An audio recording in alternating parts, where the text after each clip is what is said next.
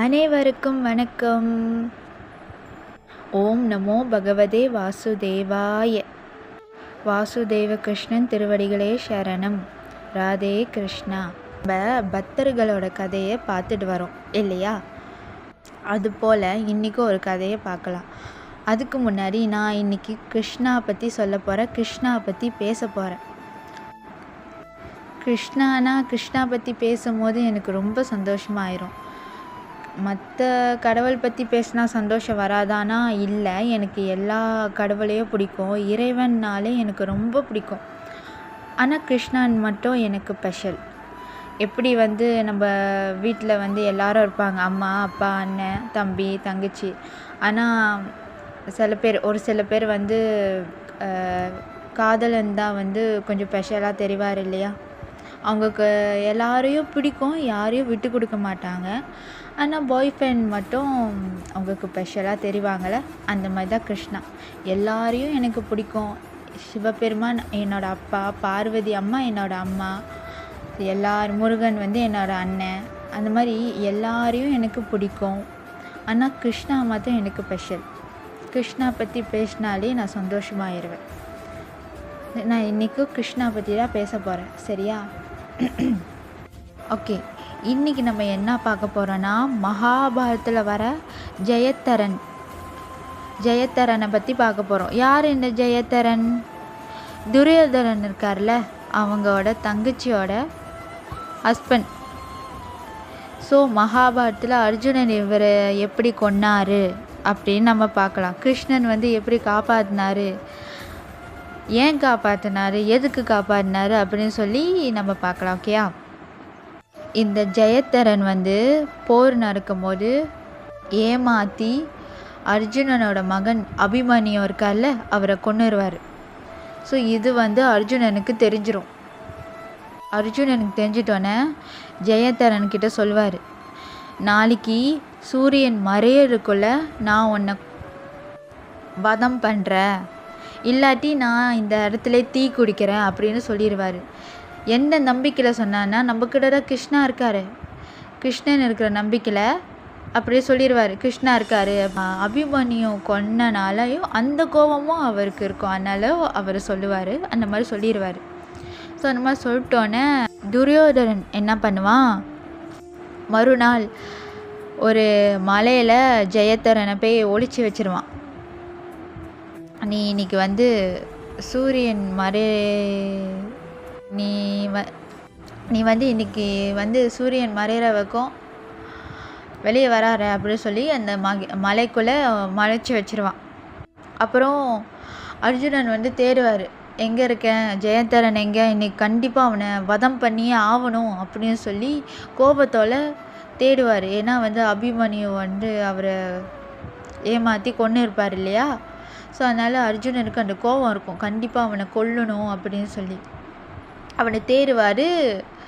அவன் எங்கேயோ கிடைக்க மாட்டான். திடீர்னு பார்த்தா சூரியன் மறைஞ்சிரும். உறவர்கள் வெடைச்சி பேசுவாங்க அர்ஜுனனை. ஜெயத்தரன் ஒன்றே அங்கேருந்து ஓடி வந்துடுவான், சூரியன் மறைஞ்சிச்சு, இனிமே அர்ஜுன் தீ குடிக்க போகிறான். ஏன்னா அர்ஜுன் சொல்லியிருப்பார், நாளைக்கு சூரியன் மறையிறக்குள்ள உன்னை நான் வதம் பண்ணலை, நான் இந்த இடத்துல தீ குடிக்கிறேன் அப்படின்னு சொல்லியிருப்பார். கிருஷ்ணர் இருக்கிற தைரியத்தில் சொல்லியிருப்பார். பார்க்கறதுக்காக அவர் அங்கேருந்து வந்துடுவார். ஸோ எல்லாரும் வெடைச்சி பேசுவாங்க. இவரும் வெடைச்சி சொல்லுவார், எங்கே நீ என்னமோ இன்றைக்கி சொன்னேன், சூரியன் மறையிறக்குள்ள என்னை வதம் பண்ணுறேன்னு, உன்னால் முடியல பற்றியா, உன்னால் முடியாது அப்படின்னு சொல்லி இந்த மாதிரி வெடைப்பாக பேசிகிட்டு இருப்பாங்க. அப்புறம் தான் எல்லாருக்கும் தெரியும், கிருஷ்ணாவோட சுதர்சன சக்கரத்தை வச்சு சூரியனை மறைச்சிருப்பாரு. அப்புறம் எல்லாருக்கும் தெரிய வருது, எல்லாரும் அப்படியே ஆடி போகிறாங்க. அப்போது துரியோதனன் சொல்லுவான், தீக்குழி, நீ தான் சொன்ன வாக்கை காப்பாற்றல. அப்போ அர்ஜுனன் கிருஷ்ணா, இதை நீ தானே நடத்துகிற, இது உன்கிட்ட விட்டுட்டேன், நீ பார்த்துக்கோ அப்படின்னு சொல்லி தான் அவர் வந்து தீ குடிக்கவே போவார். அப்புறம் தான் எல்லாருக்கும் தெரியும், சூரியனை மறைச்சிருக்கிறது எல்லாருக்கும் தெரிய வரும். ஸோ அப்போ தான் வந்து அர்ஜுனன் வந்து ஜெயந்தரனை அப்போ வதம் பண்ணுவார். ஜெயந்தரன் அப்பா வந்து ஒரு வரம் வாங்கியிருப்பார். அதாவது என் பிள்ளைய வந்து யார் வந்து வதம் பண்ணி தரையில் போடுறானோ அவனும் எரிஞ்சு போகணும் அப்படின்னு ஒரு வரம் வாங்கியிருப்பார். அர்ஜுனன் என்ன பண்ணார், அவனை தலையை வெட்டி நேராக தவம் பண்ணிட்டு இருக்கிற அவரோட தந்தை மடியில் அவர் தலையை போட்டுட்டார். அவர் தவம் பண்ணிட்டு இருந்தார். டக்குன்னு கண்ணு திறந்து அந்த பயந்து எஞ்சிருக்கும் போது அந்த தலை வந்து கீழே விழுந்துடும். அவரும் சேர்த்து எரிஞ்சிருவார். ஸோ இது எல்லாமே கெட்டவங்க தான் இவங்க. நல்லா ஏன்னா வந்து பாஞ்சாலிக்கு வந்து சேலை உருவும் போது இங்கே எல்லாமே வேடிக்கை தான் பார்த்தாங்க. அது தப்பு, அது அந்த மாதிரி பண்ணியிருக்கக்கூடாது. ஸோ அதனால தான் போரே நடக்குது இல்லையா. அது வந்து நான் ஒரு பாட்டு தான் சொன்னேன். ஏன் சொன்னேன்னா, இங்கே எதுக்கு சொன்னேன்னா, அர்ஜுனன் வந்து கிருஷ்ணன் மேலே வச்ச நம்பிக்கை. நான் சொன்ன மாதிரி துரியோதனன் அர்ஜுனன் பார்த்து சொன்னார், நீ தான் சொன்னல இன்னைக்கு சாயங்காலக்குள்ளே நீ இவனை வதம் பண்ணலன்னா நீ தீ குடிக்கிறேன்னு, வந்து தீ குடி துரியோதனன் சொல்லுவார். அர்ஜுனன் வந்து கிருஷ்ணா பார்த்து சொல்லுவார், நீ தானே நான் உன்னை நம்பி தான் சொன்னேன் அப்படி சொல்லியிருக்க, உன்கிட்ட விட்டுட்டேன். அந்த நம்பிக்கை வந்து அர்ஜுனன் கிருஷ்ணா மேலே ஸ்ட்ராங்காக வச்சார். கிருஷ்ணாவை கைவிடலையே, காப்பாற்றிட்டார.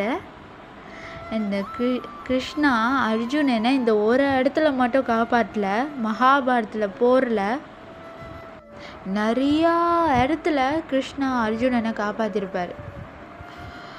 ஸோ வந்து நான் சுருக்கமாக இந்த ஒரு இடம் மட்டும் சொன்னேன். அதாவது கடவுள் மேலே நம்ம நம்பிக்கை வைக்கணும், உண்மையான அன்பு வைக்கணும், பக்தி வைக்கணும் அப்படின்னு நான் சொல்லியிருந்தேன்.